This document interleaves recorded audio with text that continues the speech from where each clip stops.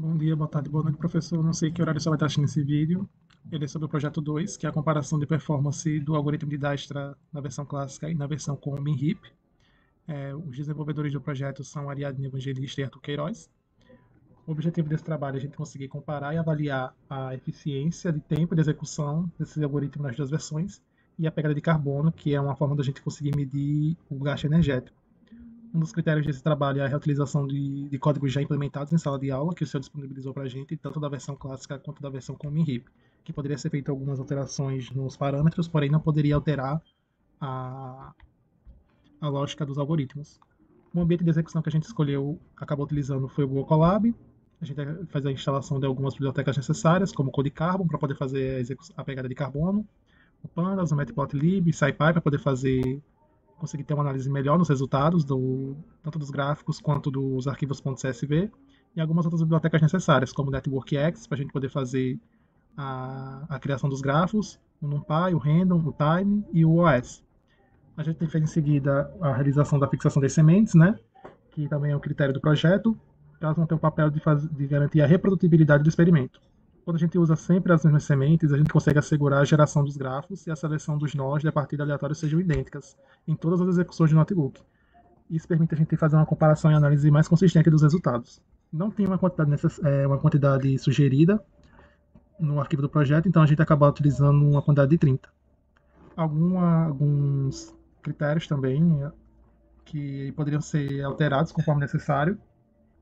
Alguns parâmetros, né? Como o tamanho dos nós, que o senhor sugeriu, né? Que ia até de 100 até 100 mil. No experimento, a gente acabou utilizando somente até 50 mil, porque toda vez que a gente tentava utilizar 100 mil, o, o ambiente, né, o Google Colab, não tinha memória suficiente, então não conseguia terminar a, os resultados com essa quantidade de nós. Então a gente optou por só fazer até 50 mil mesmo. O número de repetições por tamanho poderia ser de 15 a 20, a gente escolheu 15, e o número de nós aleatórios iniciais, acho que se não me engano, tem que ser 5 mesmo. Os parâmetros para a densidade para o grafo GNP foi de P0,01, que cria um grafo espaço e conectado para N grande, e uma probabilidade de 0,01. A classe MinHip, né, que foi disponibilizada pelo senhor, a gente não alterou nada, só adicionou uma linha extra aqui, que é o track CO2, que é para poder fazer a medição da emissão de CO2 durante a execução de cada algoritmo. O gerador de gráficos, né, a função que vai criar os gráficos aleatórios ponderados e direcionados para o experimento, que ele começa gerando um grafo aleatório GNP com N, nós e uma probabilidade P de arestas. Depois ele adiciona pesos aleatórios a essas arestas e cria arestas também reversas com o mesmo peso para simular bidirecionalidade. A função também garante uma conectividade selecionando o maior componente conectado, se necessário, e por fim converte o grafo para uma lista de adjacência e retorna o grafo NetworkX. A lista de adjacência, um número real de nós e um mapa de nós. Aqui a função é a implementação clássica do algoritmo de Dijkstra.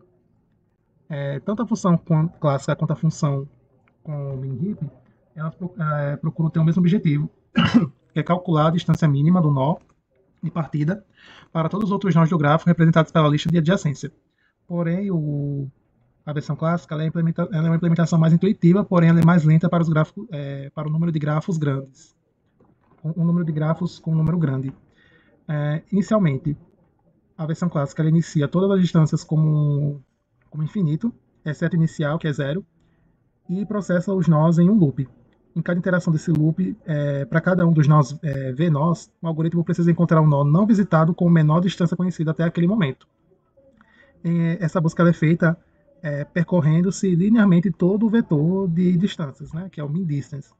E ele faz isso através da sua função auxiliar, que é o getVertex with min distance, que vai fazer essa busca linear. Então, o algoritmo acaba tendo uma complexidade OV ao quadrado mais E. Isso ocorre porque para cada um dos V-nós, você gasta OV para encontrar o próximo nó mínimo. Quando o V é grande, o V ao quadrado domina. Então você acaba tendo uma grande perda de eficiência para uma quantidade de nós muito grandes. A gente vai acabar vendo nos resultados que quando os nós são muito grandes, a versão clássica acaba perdendo muita sua eficiência. A implementação agora com a versão de MinHip. Bom, ele utiliza a função que já mostrei anterior, né, que é o MinHip, que ele é uma fila de prioridade, que armazena todos os nós e suas distâncias atuais. O min-heap garante que o elemento no topo seja sempre o de menor valor, e cada iteração, o nó com menor distância é removido do topo da fila. A operação de remoção ela é feita em uma complexidade O log de V. Quando uma distância a um vizinho é atualizada, a fila se reajusta em O log de V também. Então ele acaba tendo uma complexidade OV mais E vezes log de V, onde o termo V vem das V remoções da fila e o termo E vem de E atualizações de arestas. Como é geralmente próximo de V, ou um pouco, às vezes um pouco maior, o algoritmo é quase linear, resultando em curvas mais suaves e eficientes. É que é basicamente o que a gente vai ver nos resultados, que quanto maior o... mesmo tendo um número maior de nós, a gente acaba tendo uma eficiência meio que quase constante utilizando o min-heap, o algoritmo com min-heap. Então, com os dados preparados e os códigos implementados, a gente pode seguir para a etapa de experimentação, que envolve testar diferentes cenários. Então, aqui a gente vai ter 100, 500, 1000, 5000, 10.000, 50.000 e 100.000 nós. Mas a gente não vai utilizar o de 100.000 nós, porque existem algumas limitações. Ele é muito grande, ele extrapola a memória RAM, a GPU, então optamos por não utilizar. É, E ao final disso tudo, a gente vai armazenar todas essas informações, esses registros dentro de um CSV. Então, foram feitos para cada tamanho 15 repetições, e em cada repetição escolhemos 5 nós aleatórios como ponto de partida para cada algoritmo. Então, o que vai ser testado nele? O algoritmo Dijkstra clássico, o com-min-heap e o networks, que vai servir como referência. Então, aqui embaixo a gente vai ter o processamento de cada caso. E o primeiro deles vai ser com 100 nós, repetição 15, como está registrado aqui. Vai ter o tempo e onde o arquivo vai ser armazenado, além de conter o total de resultados coletados durante aquela execução, que foi 289 dados coletados. Isso tudo vai estar armazenado no CSV. E a gente vai executar assim por diante para os outros casos até 50.000 nós. Dentro desse CSV gerado, a gente vai ter o tamanho, o algoritmo, a repetição, o nó de origem, o tempo em segundos e a emissão de CO2, que a gente utilizou o Code Carbon para calcular a emissão do CO2. Ao todo, tivemos 1.414 registros armazenados dentro desse CSV. Esse CSV, a gente vai se tratar ele para calcular a média, o desvio padrão, o nível de confiança, o Pandas.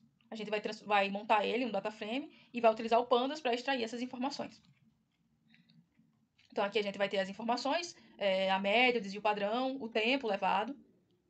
E aí a gente vai conseguir, a partir dessa tabela aqui, montar um gráfico. E aí a gente vai conseguir comparar o tempo médio de execução e o tamanho desse grafo. Aqui a gente vai ter o gráfico, onde a gente vai comparar o tempo médio de execução por tamanho do grafo. E aí, essa primeira análise, a gente obteve como resultado os grafos, os pequenos, eles vão ser bem rápidos para a execução. Mas à medida que o grafo cresce, o algoritmo Dijkstra clássico, ele vai mostrar uma curvatura bem acentuada, mostrando uma maior lentidão na sua execução. Por exemplo, com os grafos de 50.000, a gente vai ter uma média de 120 segundos, enquanto o min-heap leva 1 segundo para executar.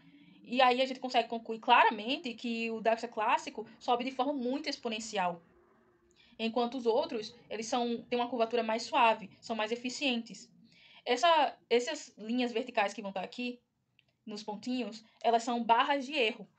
Elas foram incluídas aqui no gráfico para mostrar a variação de repetição. Algoritmos mais eficientes representam uma menor variabilidade. E aí é o que vai reforçar nossa confiabilidade nos resultados. Aqui embaixo eu fiz a comparação de emissão média de CO2 por tamanho do grafo, e aí aqui vai estar em escala logarítmica. Aqui temos como resultado o tempo de execução em relação a cada algoritmo desse. E aí a gente vai conseguir ver que isso está estritamente ligado com o consumo de energia. Ou seja, quanto mais tempo o algoritmo leva para executar, maior é a emissão de CO2. Então, aqui o Dijkstra vai mostrar uma grande quantidade de emissão de CO2 em comparação às outras opções, que no caso é o Dijkstra com Inhib e o Networks. Então, essa análise ela vai ser importante porque mostra que o algoritmo eficiente não apenas economizam tempo, mas economizam impacto ambiental. Elas geram um menor impacto ambiental. O experimento confirmou que o algoritmo otimiza não apenas sistemas para ser rápido, ele reforça a importância de escolher uma estrutura de dados mais adequada para aquela situação, para tratar grandes volumes. Então, aqui embaixo eu deixei o código do Colab para ter acesso. E lá vai ter esses gráficos aqui de forma interativa, onde você pode selecionar qual você quer ver especificamente, ver a variação, a média e ver os dados só por colocando o mouse. E é isso, pessoal.